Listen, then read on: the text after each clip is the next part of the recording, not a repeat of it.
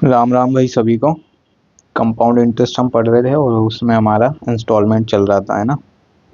तो इंस्टॉलमेंट की ये दूसरी वीडियो रहेगी और इसमें लगभग हम इंस्टॉलमेंट ख़त्म भी कर लेंगे और कुछ अदर टाइप्स के क्वेश्चन जो होते हैं इसमें वो भी देख लेंगे।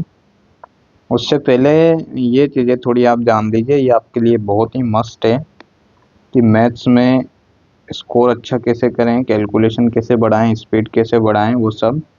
और उसके लिए आपको ये, अगर आप ये नहीं कर रहे हैं, मतलब मैक्सिमम आपको ये पता है, लेकिन पता होने से तो कुछ होता नहीं है ना, आपको करना पड़ेगा। और अगर आप इन चीज़ों को ही नहीं कर रहे हैं तो फिर आप बहुत पीछे हैं, ये मान के चलिए।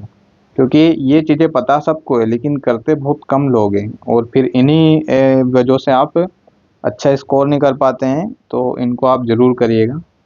जैसे डेली कैलकुलेशन 10 से 15 मिनट ज़रूर करिए। कैलकुलेशन में क्या करना है वो भी आपको बता दिए कि आपको टेबल्स पहाड़े जो होते हैं लगभग 20-30 तक तो आने चाहिए। इतने तो बहुत ज़रूरी हैं, इतना तो आना ही चाहिए। स्क्वायर क्यूब भी आपको कम से कम 20-30 तक आने चाहिए। और एडिशन, सब्सट्रैक्शन, मल्टीप्लिकेशन, कोई भी रैंडम वैल्यू लेके आपकी जो मर्जी हो, कार का नंबर, गाड़ी का नंबर, जो आपको लगे कि आपके माइंड में जो भी नंबर आए, मोबाइल नंबर हो, कोई भी आपका आईडी नंबर हो, जो भी, उन सबको जोड़ो, घटाओ, मल्टीप्लाई करो, कुछ भी करो, 2-5 मिनट यही करो। फ्रैक्शन वगैरह लिखते रहो, परसेंटेज वैल्यूज़ की, उनके किसकी कितनी फ्रैक्शन होती है, फ्रैक्शन कैसे बनाई जाती है, वो सब किया करो। कोई भी रैंडम वैल्यू लिख ली, कोई भी 10%, 20%, 25%, उसके फ्रैक्शन निकाल लो। बार बार करते रहो तो इससे क्या आपकी स्पीड बढ़ेगी। डायरेक्ट रिजल्ट याद कर लो। कुछ ऐसी परसेंटेज वैल्यू होती है जैसे 5, 10, 15, 20, 30, 25, इन परसेंटेज के डायरेक्ट रिजल्ट याद कर लो, 2-2, 3-3 साल वाले। तो इससे और आसानी हो जाएगी। अपने शॉर्ट नोट्स ज़रूर बनाओ। आपको लगता है कि कुछ चीज़ें जो आप भूल जाते हो, कोई फॉर्मूला हो गया, कोई ऐसा कॉन्सेप्ट हो गया, कोई ऐसा क्वेश्चन हो गया, तो उनके आप शॉर्ट नोट्स बनाओ और उनको मल्टीपल टाइम रिवाइज करो। हर दूसरे तीसरे दिन रिवाइज करते रहो। क्लास नोट्स अपने खुद के बनाओ ताकि आपको रिवीजन करने में आसानी हो। बाकी अदर सब्जेक्ट में जैसे आप वोकेब डायरी बना सकते हैं। वोकेब डायरी बहुत ज़रूरी है। 5-10 वोकेब डेली का लिखो। कोई सी भी एक छोटी सी डायरी ले लो, 5-10 वोकेब लिखो, अपने पॉकेट में डाल लो। दिन में 2-4 बार चाय पीते हुए, चलते हुए, आते जाते समय, लंच करते हुए उसको देखते रहो। इससे क्या है, आपकी वोकेब अच्छी हो जाएगी और अलग से उसको टाइम नहीं निकालना पड़ेगा। ऐसा टाइम जिसमें आप कुछ नहीं करते हो, उस टाइम में ऐसे डायरी पलटते रहो, तो उससे क्या है, आपको वोकेब कंप्लीट होती जाएगी। डेली शेड्यूल अपना बनाओ, ज़रूर बनाना है डेली शेड्यूल कि आपको डेली आज क्या करना है, कितने सब्जेक्ट पढ़ने हैं, कितनी क्लासें लेनी हैं, कितने वीडियो देखने हैं, कितने मॉक लगाने हैं, क्या क्या करना है, वो सब ज़रूर लिखो। एक डायरी बना लो या आप किसी भी एक पेपर पर लिख लो डेली का, और अब जो जो कंप्लीट करते जाओ, टिक करते जाओ उसमें। शाम तक देखो कितना आप कर पाए हो। टारगेटेड स्टडी करो। टारगेटेड मतलब कि आज मुझे 100 क्वेश्चन मैथ्स के लगाने हैं, 100 क्वेश्चन जीएस के पीवाईक्यू लगाने हैं, या इंग्लिश का कोई एक चैप्टर रिवाइज करना है। इस टाइप से टारगेटेड स्टडी करो। मॉक टेस्ट डेली लगाओ। डेली नहीं हो पाए तो अल्टरनेट डे पे तो ज़रूर लगाओ। अगर थोड़ी बहुत भी तैयारी हो गई है, 30-40%, 50% भी आपने पढ़ लिया है, तो मॉक टेस्ट ज़रूर लगाएं। और मॉक एनालिसिस की एक कॉपी भी बनाओ। उस कॉपी में क्या करना है कि मॉक में जो ऐसा कोई सवाल आ गया, ऐसा कोई कॉन्सेप्ट आ गया, कोई क्वेश्चन आ गया जो आपने नहीं पढ़ा या नहीं पता है, या थ्योरी कोर्स में नहीं हुआ है वो, तो उसको लिख लो। और उसको भी जैसे आप अपने क्लास नोट्स रिवाइज करते हो, इस तरह से मॉक एनालिसिस कॉपी को भी रिवाइज करते रहो। बाकी आते हैं अपने क्वेश्चन की तरफ। क्वेश्चन है अपना कि एक आदमी 8,410 रुपये का निवेश करना चाहता है अपने दो बेटों के बैंक खाते में। जब वे 18 साल के हो जाते हैं तो उन्हें समान राशि मिलती है। दोनों बेटों की वर्तमान आयु 13 और 15 है। चक्रवृद्धि ब्याज की दर 5% है। तो छोटे वाले के खाते में कितना निवेश किया गया था, ये बताना है। अभी ऐसा क्वेश्चन हमने एक देखा भी था पिछली क्लास में भी। क्या कह रहा है कि 8,410 रुपये हैं और इसके दो बेटे हैं, ए और बी मान लो, है ना। एक की उम्र 13 वर्ष है और दूसरे की उम्र 15 वर्ष है। ये बोल रहा है कि इन दोनों के खातों में कोई अमाउंट तब तक इन्वेस्ट करना है जब तक वो 18 साल के लिए नहीं हो जाते।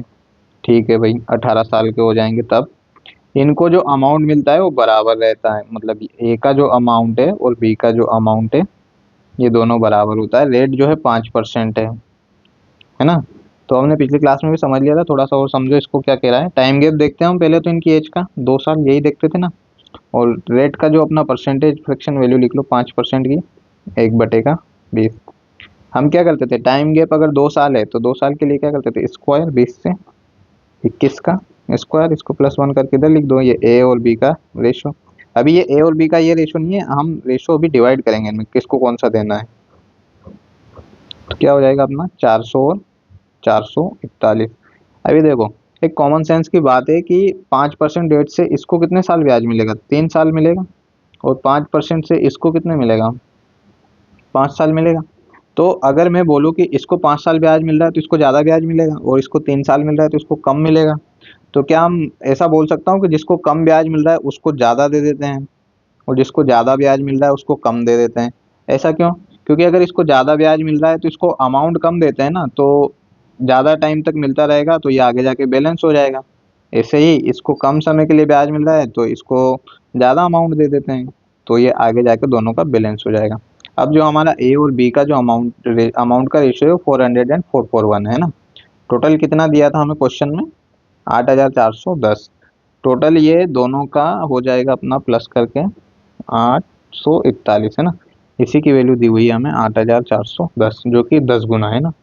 तो ए का जो अमाउंट है वो हो जाएगा 4000, और इसका हो जाएगा 4410। हमसे कौन सा पूछा हुआ था, छोटे वाले की। छोटा वाला कौन सा है, जिसकी कम उम्र है 13 साल वाला, तो उसको कितना मिलेगा, 4000। यही हमारा उत्तर हुआ। क्वेश्चन काफ़ी अच्छे समझ आ गया होगा। इसका बेसिक भी हमने पिछले क्लास में डिस्कस कर लिया था कि हम ऐसा क्यों करते हैं, जिसको ज़्यादा ब्याज मिलता है, ज़्यादा समय तक मिलता है, उसको कम अमाउंट क्यों देते हैं, और जिसको कम समय तक मिलता है उसको ज़्यादा क्यों देते हैं। हमने पिछले क्लास में पूरे बेसिक से डिस्कस किया था। अब ज़्यादा समय नहीं देंगे इस क्वेश्चन को। नेक्स्ट क्वेश्चन पे आ जाइए। अपना नेक्स्ट क्वेश्चन है 25,220 की राशि को 3 भागों में विभाजित किया गया है, 2, 3 और 4 साल के लिए उधार दिया गया है। यदि चक्रवृद्धि ब्याज की दर 5% है और प्रत्येक मामले की राशि बराबर हो जाती है तो योग के प्रत्येक विभाजित भागों को पता लगे। देखो क्या कह रहा है क्वेश्चन, क्या कह रहा है कि 25,220 रुपए हैं। तो अपन क्या करते हैं, 25,220 को 3 भागों में बांट रहे हैं। 3 भागों में क्यों बांट रहे हैं, 3 भागों में इन्वेस्ट कर रहे हैं, कितने साल के लिए, 2 साल, 3 साल और 4 साल के लिए, है ना। और रेट परसेंट क्या लगा रहे हैं हम, 5%। पिछले क्वेश्चन जैसे ही क्वेश्चन है, बस इसमें पार्ट 3 है, उसमें 2 थे। और प्रत्येक मामले में राशि ये बराबर हो जाती है, कब बराबर हो जाती है, 2, 3 और 4 साल बाद। तो रेशो बना लेते हैं, इनका टाइम गैप भी देख लो, 1 साल का है। रेशो क्या बन जाएगा अपना, ऐसे मान लो ए बी और सी। तो रेशो अपना 5% कितना होता है, 1/20 फ्रैक्शन वैल्यू होती है इसकी। तो 20 से हो जाएगा अपना 21, और दोबारा से फिर हो जाएगा अपना 20 से 21। रेशो बनाना आता है कि नहीं, रेशो बनाना देखो, रेशो बनाना सिखाता हूँ, पहले इसको कर लेते हैं। ऊपर वाले में मल्टीप्लाई कर दो 20 का, और नीचे वाले में कर दो 21 का। इससे क्या है, बी का रेशो बैलेंस हो जाएगा। तो इधर इसमें भी हो जाएगा और इधर ये इसमें भी हो जाएगा, क्योंकि जब भी हम मल्टीप्लाई करते हैं तो पूरी रो या पूरे कॉलम में करते हैं। ये हो जाएगा अपना 400 रेशो, ये कितना हो जाएगा 420, और ये कितना हो जाएगा 441। ठीक है। अभी देखो रेशो कैसे बनाते हैं, यहाँ देखो, जैसे ये ए बी सी और डी दिया है। अभी मान लो ए और बी का 1, 2 दिया है, बी और सी का 3, 4 दिया है, सी और डी का 3 और 5 दिया है। तो इसमें क्या करते हैं, रेशो बनाने के लिए जैसे इस इधर जाएंगे हम, इस साइड जब इधर जा रहे हैं तो इसी वैल्यू को आगे बढ़ा दूँ, किसको, इस 4 को ही। जब इधर जा रहे हैं तो इस 2 को ही आगे बढ़ा दो ऐसे, और इधर जब जाएंगे तो इस 3 को आगे बढ़ा दो, 3, 3। तो इससे क्या रेशो बैलेंस हो जाता है। अभी बना के बताता हूँ मैं कि मैंने आगे क्या किया, इस 2 को बढ़ा दिया, और आगे इस 2 को बढ़ा दिया, यहाँ इस 4 को बढ़ा दिया, इधर इस 3 को बढ़ा दिया, ये 3, 3। अभी जो हमारा रेशो निकल के आएगा वो क्या आएगा, इन सबका मल्टीप्लाई कर दो, ये हो जाएगा 339, ये 339 to 18 हो जाएगा, और ये हो जाएगा 4, 8 और 3, 24, और ये हो जाएगा अपना 20 में 40। ठीक है। अभी इस रेशो बैलेंस आप चेक भी कर सकते हो कि यह सी और डी 3:5 में है कि नहीं, बी और सी 3:4 में है कि नहीं, ए और बी 1:2 में है कि नहीं, वो सेम ही आएगा निकल के। ऐसे हम रेशो बनाते हैं। ठीक है। तो अपना रेशो क्या आया, 400, 420 एंड 441। क्या बोला गया था उसने कि प्रत्येक मामले राशि है तो योग के प्रत्येक भागों का पता लगे। तीनों भाग बताने, तीनों भागों का टोटल सम कितना हो जाएगा इनका, प्लस करेंगे तो 4, 4, 8, 4, 1200 और 41, 20, 61 है ना, 1261। ठीक है। तो ये हो जाएगा, कंपेयर करा लेते हैं अपना कितना, 25,220 से। 25,220 कितने गुना है, 12 दूनी 24 और 61 दूनी 122। ठीक है, 20 गुना है तो हमारा हर एक पार्ट पे कितना गुना हो जाएगा, 20 गुना हो जाएगा।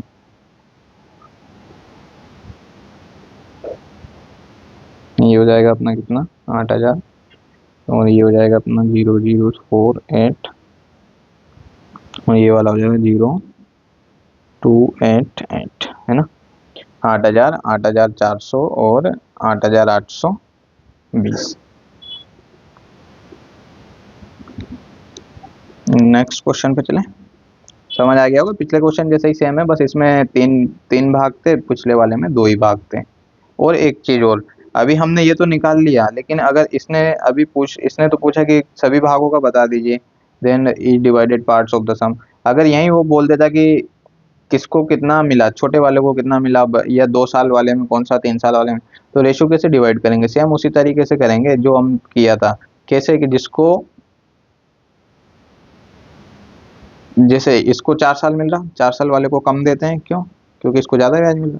इस वाले पार्ट में 3 साल मिल रहा, थोड़ा सा इसको इससे ज्यादा दे देते हैं, और इसको सबसे कम मिलेगा 2 साल वाले को, तो इसको सबसे ज्यादा अमाउंट देते हैं, है ना, इसी तरह से।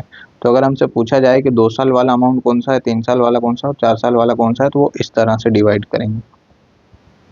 नेक्स्ट क्वेश्चन पे आ जाओ। नेक्स्ट क्वेश्चन भी हमारा है, इंस्टॉलमेंट का क्वेश्चन ही है। क्या कह रहा है, a person by N AC और 5665 रुपीज का पेमेंट खरीदते समय करता है, बाकी एंड देखो डिपॉजिट वाला क्वेश्चन है। क्या कह रहा है कि 5665 रुपये वो जब एसी खरीदता है तब जमा कर देता है, और बाकी पहले साल के अंत में 1382, दूसरे साल के अंत में 1254, तीसरे साल के अंत में 540 रुपये जमा करता है। लेट परसेंट दिया है 20%, और प्रिंसिपल हमें एसी का बताना है। कहना क्या चाह रहा है कि कोई हमारा एक एसी है, इसको जब वो खरीदता है तो वो यहाँ इसका दे देता है 5665 रुपये, तो वो डाउन पेमेंट समझ लो या डिपॉजिट समझ लो। इसके बाद वो पहले साल के अंत में उसको देता है 1382, दूसरे साल के अंत में देता है 1254, और तीसरे साल के अंत में 540। इस तरह से वो उसको चुकाता है पूरा, है ना। तो रेट जो अपना लग रहा होगा, रेट कितना लग रहा होगा, 20% लग रहा होगा, है ना। 20% दिया है तो 20% का रेट लगेगा, लेकिन रेट उसने अमाउंट फिक्स कर लिया कि मैं इतना इतना दूंगा, चाहे वो ब्याज कितना ही मिले, कि उसे उससे मतलब नहीं, उसे इतना इतना दे के खत्म करना है। उसने अगर देखा जाए तो टोटल अमाउंट कितना दे दिया, टोटल अमाउंट ही अपना ऐड कर लेते हैं, तो ऐड करने पर ये आ जाएगा अपना 4 to 6 और 5 11, और ये हो जाएगा 5 13, और 6 19, और 1 20, 8 6 14, और ये हो जाएगा 19, और 4 23, और एक जो कैरी किया था 24, 4 आ जाएगा। बाकी 5 2 7, 3 10, और 6 16, और 2 18 का 8 8 6 7 5 6 7, और एक हो जाएगा 8841। तो उसने जो टोटल अमाउंट पे किया उस एसी के लिए, वो कितना किया, 8841। इस तरह से 3 किस्तें देकर और कुछ डाउन पेमेंट देकर। उसने हमसे क्या पूछा, प्रिंसिपल वैल्यू पूछा एसी का, मतलब कि ये तो उसने ये वाली अमाउंट कौन सा है कि उसने ब्याज व्याज लगा के जो किस्तों में दिया है, लेकिन कोई उसका जो है प्रिंसिपल अमाउंट भी तो रहा होगा जो बिना ब्याज के रहा होगा, तो वो हमें बताना है। तो कैसे बताएंगे, देखो हमें रेट परसेंट पता ही है, 20% दिया है, तो 20% का फ्रैक्शन ले लेते हैं अपन, कितना, 1/5। मतलब इस पर ब्याज जो लगता है कैसे कि ये 5 होगा कोई, तो उस पर 6, इस तरह से।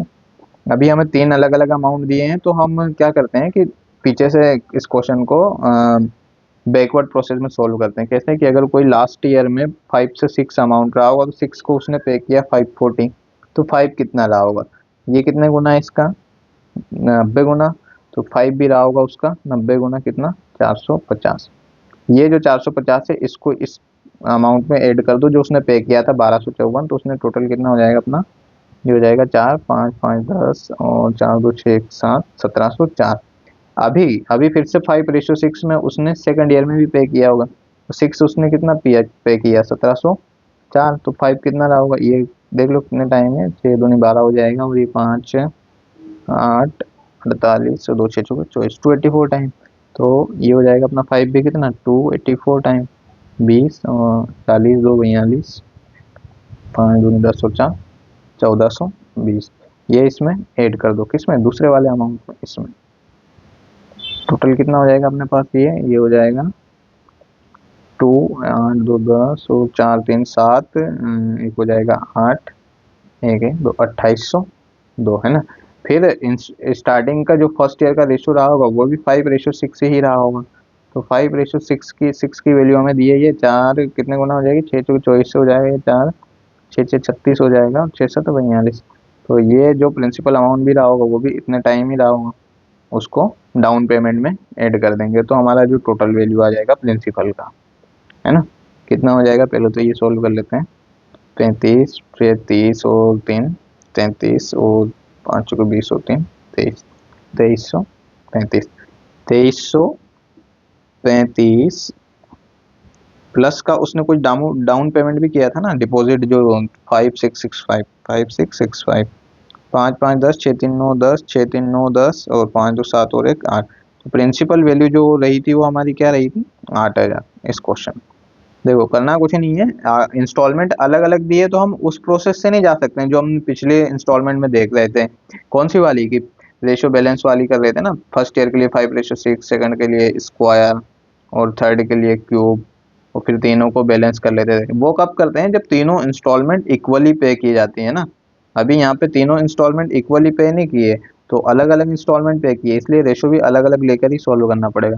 तो इस सबसे बढ़िया तरीका क्या है, पीछे से सॉल्व करते आते हैं, हमें इनिशियल अमाउंट बताना था तो हम बैकवर्ड प्रोसेस में फाइनल से इनिशियल पर आ रहे हैं, ठीक है। नेक्स्ट क्वेश्चन पर आ जाओ। नेक्स्ट अपने 4000 रुपीज 7 1/2% CI रेट पर आफ्टर 1500 के 3 इंस्टॉलमेंट कितना और चुकाना पड़ेगा।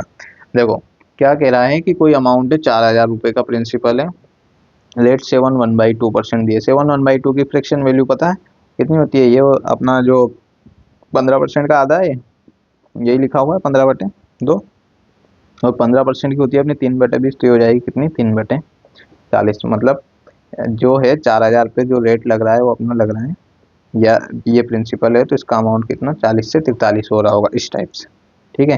तो 4000 पर इसने 15% ब्याज दिया, 15/2% ब्याज दिया, और फिर उसमें से 1500 की एक इंस्टॉलमेंट चुका दी, है ना। तो कैसे करेंगे, ऐसे कर लो कि 4000 पर जब इसने 7 1/2% ब्याज लगाया था, तो ये अमाउंट कितना हो जाएगा, ये 4300 हो जाएगा। कैसे हो जाएगा, अभी देखा था हमने कि कोई अमाउंट 40 से 43 होता है, 40 की वैल्यू 4000 है, तो 43 की वैल्यू भी कितनी हो जाएगी, 100 गुना है, तो ये भी 100 गुना ही हो जाएगी 4300, है ना, इस टाइप से। तो ये माइनस फिर इसमें से 1500 चुका देता है। 1500 चुकाने के बाद अमाउंट क्या बचेगा अपने पास, 0 0, और ये 13 से 5 जाएगा तो 8, और ये 4 से फिर कितना 2 जाएगा तो 2, 2800। 2800 पे फिर से 7 1/2% ब्याज लगेगा, तो इसको भी कंपेयर कराना पड़ेगा। कैसे कि 40 की वैल्यू है 2800, तो 43 की कितनी हो जाएगी, ये कितना 4 से 7 बार 0 जो 70 टाइम, तो हो जाएगा अपना 0 7 21 और 7 चौक 2830, 3010, 3010। फिर से ये क्या करता है, 1500 पे कर देता है, 3 इंस्टॉलमेंट 1500 की पे कर रहा है, पहली यहाँ कर दी, अभी यहाँ पे दूसरी वाली कर देता है। फिर कितना बचेगा, 0 1, और ये 10 में 5 जाएगा 5, 3 से 2 जाएगा 1, 1510। अभी यहाँ फिर इस पे 7 1/2% का ब्याज लगेगा तीसरे साल में, है ना। तो 7 1/2 का ब्याज लगेगा, तो ये कितना हो जाएगा, ब्याज लगने के बाद ये बन जाएगा अपने पास 40 से 43 कंपेयर करा लेते हैं। 40 की वैल्यू 1510 दी हुई है, तो इसको जब कैलकुलेट करोगे आप 0 0 चला जाएगा, ये कितना हो जाएगी 4 3 12, और 3 बचा अपना, 4 7 28, 3 बचेगा, 4 7 28, 4 5 37.7 है। जब 43 से मल्टीप्लाई करोगे तो ये अपना आ जाएगा 1623.25। ये अमाउंट जो अपना हो जाएगा, ये कितना हो जाएगा 1623.25, माइनस इसमें से 1500 लास्ट इंस्टॉलमेंट भी वो पे कर देगा। तो कितना अमाउंट बचेगा अब हमारे पास 52 पॉइंट, और ये 3261, 123.25 है, 123.25 रुपये और बचेंगे, जो उसे लास्ट में 3 इंस्टॉलमेंट चुकाने के बाद भी पे करना पड़ेगा। मतलब क्या कह रहा है कि 1500 की 3 इंस्टॉलमेंट दे देगा, लेकिन उसके बाद भी कुछ अमाउंट बचेगा, वो भी उसे चुकाना पड़ेगा। तो 4000 प्रिंसिपल था, उसके बाद उसने पहली इंस्टॉलमेंट यहाँ दे दी, दूसरी इंस्टॉलमेंट यहाँ दे दी, और ब्याज तो लग ही रहा था, क्योंकि इंस्टॉलमेंट में चुका रहा है तो ब्याज तो लेगा ही ना। जो ब्याज लग रहा था हम लगाते गए और इंस्टॉलमेंट हटाते गए। ऐसे ही लास्ट में तीसरी इंस्टॉलमेंट हटाने के बाद जो अमाउंट बचता है 123.25 रुपये और बचता है, जो कि उसे अंत में पे करना होगा, है ना। इस टाइप का क्वेश्चन भी देख लो एक। प्रत्येक वर्ष की शुरुआत में 8% CI रेट से एक समान राशि जमा करता है, 3 वर्ष के अंत में 54,783 रुपये हो जाते हैं। Find principal. देखो क्या कह रहा है, प्रत्येक वर्ष की शुरुआत में 8% CI रेट से एक समान राशि जमा करता है, मतलब कोई भी एक अमाउंट होगा जो वो 8% CI रेट लग रहा है और वो हर वर्ष जमा करता जा रहा है ना। लेकिन क्या हो रहा है इसमें कि हमें पता नहीं है कि वो अमाउंट कितना है, तो वही हमें बताना है ना। अंत में बस उसने फाइनल अमाउंट दे दिया कि 54,783 हो जाता है। रेट परसेंट दिया है हमें, रेट परसेंट कितना है 8%। 8% की फ्रैक्शन वैल्यू देख लो, 2/25 है ना। फ्रैक्शन ये सब हमने पहले ही दूसरी क्लासों में डिस्कस कर लिया था, तो ये बार बार डिस्कस नहीं करेंगे कैसे निकालते हैं, किसकी कितनी होती है, ये तो अब आपको सीखनी पड़ेगी और धीरे धीरे ये हैबिट में आ जाएगी, डेली किया करो। रेशो जो बनाते हैं हम कैसे बनाते थे कि कोई अमाउंट 2500 हो जाता है अपना, कितना 2 प्लस ये तो ये हो जाएगा 27। ऐसे ही दूसरे साल में क्या हो जाएगा 25 के स्क्वायर से हो जाएगा 27 का स्क्वायर, और तीसरे साल में हो जाएगा 25 के क्यूब से 27 का क्यूब। यहाँ पे हमें ऐसे क्यों लिया, पिछले क्वेश्चन में क्यों नहीं लिया, क्योंकि यहाँ बोला गया है एक समान राशि जमा करता है, और पिछले क्वेश्चन में जो था अलग अलग अमाउंट था, 1300 1200 500 इस टाइप से अलग अलग था, इसलिए हमने उसमें वो वाला ये वाला मेथड फॉलो नहीं किया है ना। अभी देखो क्या कह रहा है, ये हो गया अपना रेशो। बैलेंस कर लेते हैं। अभी रेशो में यहाँ देखो बहुत बड़ी मिस्टेक जो आप करोगे वो क्या है, एक समान राशि जमा करता है, मतलब जो कि प्रिंसिपल अमाउंट है ये वाला समान है, और इंस्टॉलमेंट समान नहीं है। उसने ये नहीं बोला है कि ये जो फाइनल अमाउंट है ये समान है, ये वाला समान है, तो इसको हम बैलेंस करेंगे। इसका मतलब क्या है कि इसको 25 से मल्टीप्लाई करेंगे और इसको 25 के स्क्वायर से कर लेंगे। ऐसा क्यों, क्योंकि तभी तो तीनों 25 का क्यूब बनेगा, तो इधर भी 25 से कर देते हैं और इधर 25 स्क्वायर हो जाएगा और ये 25 हो जाएगा ना। इधर अपना कितना 25 का क्यूब, 25 का क्यूब 3 बार, 3 इंटू 15 625, ये 25 का क्यूब होता है, अब याद करना है इसको। और इधर वाला हो जाएगा अपना ये 25 का स्क्वायर 625 इंटू 27, और ये हो जाएगा अपना 27 का स्क्वायर इंटू 25,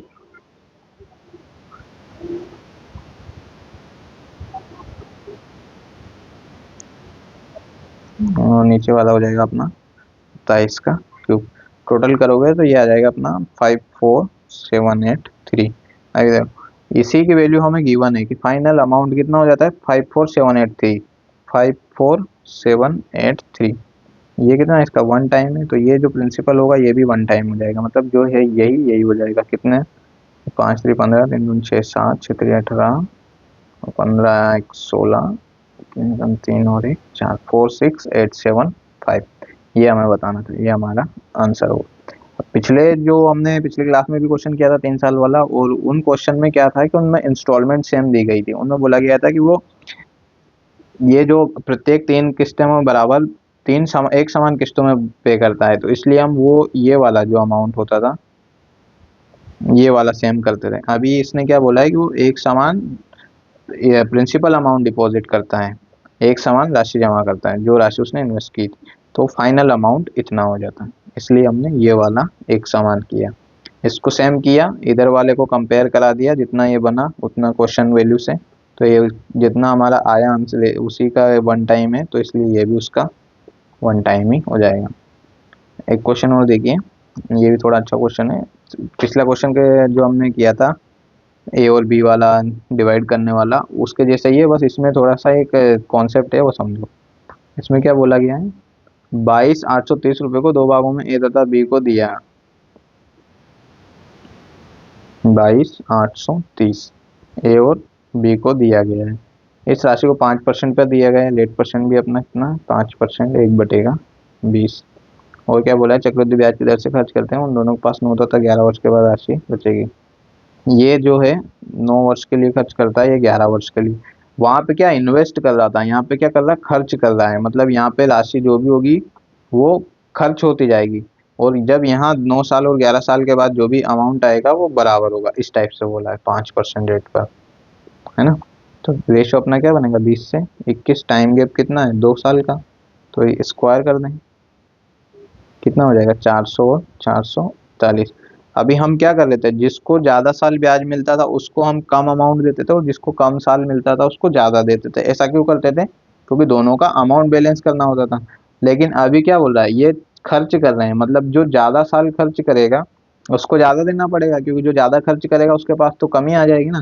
तो ये 11 वाले को हम देते हैं 441। क्यों देते हैं? क्योंकि ये ज़्यादा खर्च कर रहा है, 11 साल तक खर्च कर रहा है। ये 9 साल खर्च कर रहा है, तो इसको हम देते हैं कम अमाउंट 400। ये रेशियो बनेगा अपना। टोटल अमाउंट कितना हो जाएगा? 841, जिसकी वैल्यू कितनी दी है? 22,800 कुछ। ओ हाँ, देखो एक चीज़ और देखो ना, ये गलत हो गया ना। खर्च कर रहे हैं ना, ये इन्वेस्ट नहीं कर रहे हैं। खर्च करेंगे तो हमारा जो पहले कोई प्रिंसिपल 20 रहा होगा वो तो खर्च होके 19 ही बचेगा। और स्क्वायर करते हैं हम 2 साल का टाइम गैप है, तो ये कितना हो जाएगा? 400 और 361।